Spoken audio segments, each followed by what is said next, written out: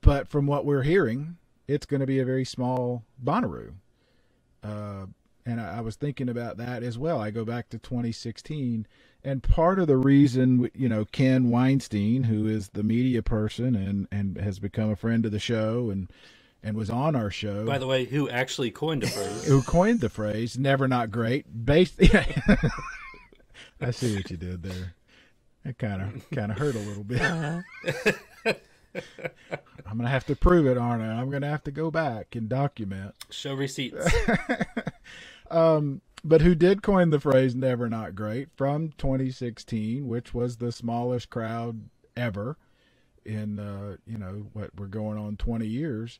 It was great. And it's partly because everybody that is there wants to be there, and that makes a huge difference about this festival. Yeah, that's true. We've all been to events where the numbers could be good, but it was still meh. I mean, I had an absolute blast in 2016. It was of all the Bonnaroos, it's got to be in my top 3. I mean, if not my favorite year that we've had. So the crowd size is not going to be a problem.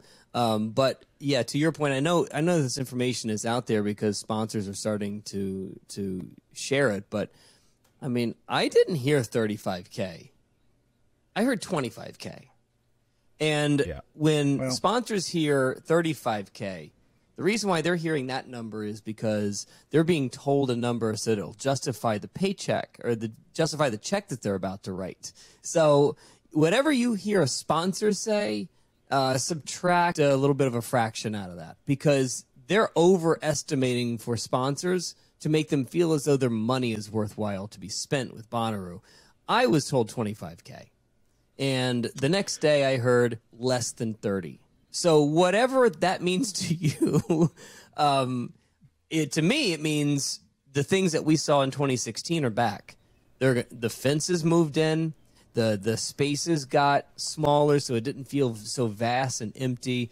But more importantly, for those who have been to Exit 111, Taco, Barry, it's going to feel a lot like that. Yes.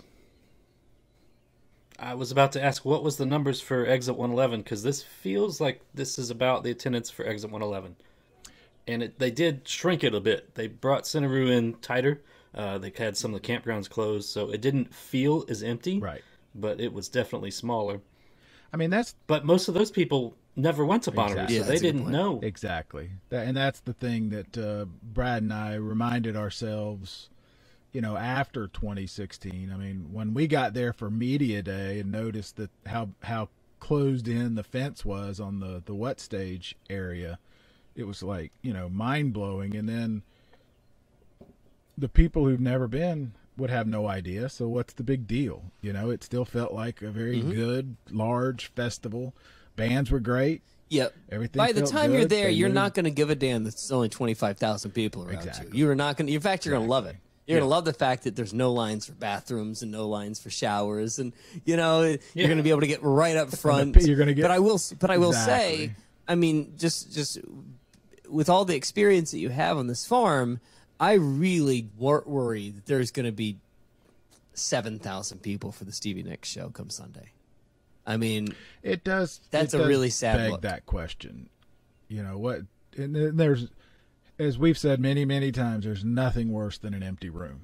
I mean, even if it's if it's a room that holds 10 and only 2 show up, 2's still a good number for some events, but it feels. Yeah, I mean, Taco, right. So there is your question concern. was how many people were at Exit 111. By their accounts, it was 25K, and that was with that's about. That sounds about right. Half of the square footage. So they're now is that I got a follow up question. Is that tickets sold or is that attendance? Because when you roll in, vendors, attendance. So vendors, volunteers, workers. Yeah, you can get to 35K. It's closer to that. Yeah, you can get to 35K. It's closer sure. to that 35. Okay. Right. Yeah. But and the other thing too is roundabout now, it's not like you're going to be getting an extra 20,000 tickets being sold. No, you're not going to get a lot of walk up at an event like this. I do wonder. They're still doing the load in on Tuesday and Wednesday, which was a good idea. on paper, and I don't. No I way mean that they can change sincerely. that now. There's no way. And I can't change it. But the reason was they were going That's to, trying to figure out how to get 90,000 people into a 700-acre farm, without long lines and all that, long delays and all that. So I have no idea how many people signed up for Tuesday load in or Wednesday load in. As we look at the schedule, Thursday music starts around 4. So, if you come in on Tuesday at what time, you've got a good 2.5 full days of now entertainment. play Bonnaroo PR for a second. What do you think the reason is for the light attendance this year? I mean, you want me to go? I'll go first. Play PR member of Bonnaroo. If I'm them, I'm going to say pretty much what we've said. There are a lot of choices. People have made their choices. Maybe adding that extra day is not what people wanted. Maybe it's the economy. Maybe we're coming out of the pandemic. Now, I mean, I would spend more time and color it better than I'm coloring it right now. But I think those are all legit, and I think those are what they're going to say. They're not going to say it's a lineup. Because they're going to say it's never not great. It's still going to be great. It's always a fun time. It's a time for community. Well, to be fair, a lot of things that you said are actually true. Not only is the economy really tough, we're coming out of a pandemic where people are making different choices about where they're spending their money, and they're having to be very, very specific with the things that they choose to do, not just with their dollars, but with their time. And, it's not like all the other festivals are blowing up and blowing the doors off the place. Right. There are a few spaces where they're doing really well. I'd like to know what the hangout number ended up being over the past weekend. But, Lollapalooza hasn't sold out yet. They anticipate they're going to sell it. ACL sold out in a day. When We Were Young sold out multiple times. But other than that, are you really seeing a lot of movement on the big scale? I don't know what Coachella ended up doing, but did I hear that they sold out? I don't think I did. Maybe. Russ, you said Shaky Knees was great, right? Big crowds. Shaky Knees felt like it had a big crowd. It didn't feel any smaller than last year. Yeah. But, yeah, that's the only 2 years I've been. But because it's a city out. festival and it's so much easier to access and so much easier for locals to be a part of. Bonnaroo becomes Bonnaroo becomes difficult and becomes hard to. It becomes a hard. Yeah, Shaky Knees had a great lineup too. Yeah, I mean what. Going back to the earlier question, what does happen if the 2020 lineup is this year's lineup? I mean, that was a heck of a lineup. It's hard to imagine that we at least don't double whatever the Bonnaroo number is.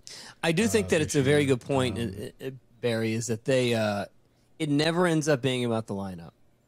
And there are, I understand. Until it does. I would argue I think that Bonnaroo has done such a great job of being post-lineup. Right, they've figured out a way to create an incredible atmosphere that is not lineup dependent.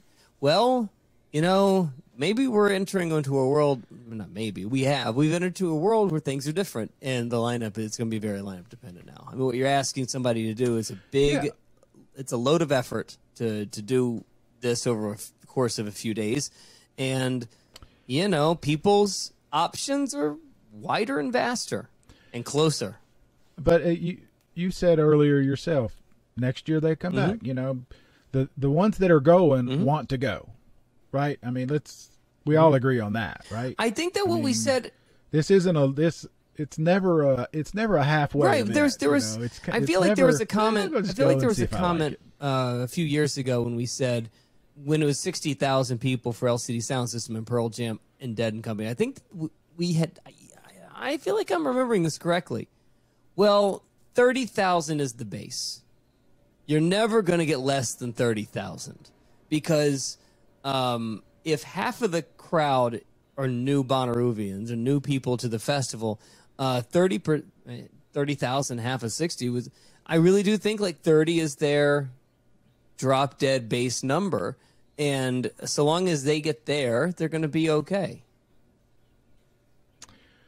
Okay, and so that was, I guess, kind of where I was going. So those 30 show up and have, another good time, and they're going to tell a friend and bring a friend, and maybe next year's lineup comes out early and it's amazing. And some of these other ones, as we've said, how many of them survive?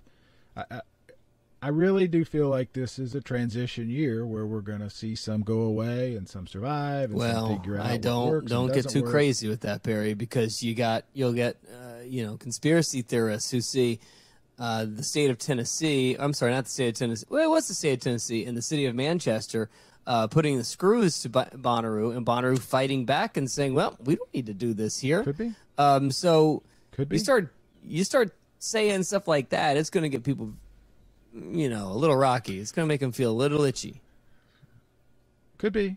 Could very well be. There could be a lot of things going on behind doors we don't know about. But what we do know is it's Live Nation, right? Which C3 has plenty of money, and they do own the farm. So they're, we would like to think committed. It's not, it's not a small thing. But you're right.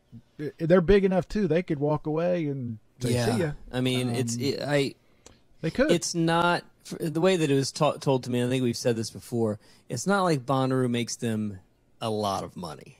I mean, it makes them enough to keep going, and it is a valuable part of the whole asset and part of the whole, structure. And but it's not like they're blowing the doors off, making a ton of money here. They have just a shitload of overhead that a city festival just doesn't have to engage in.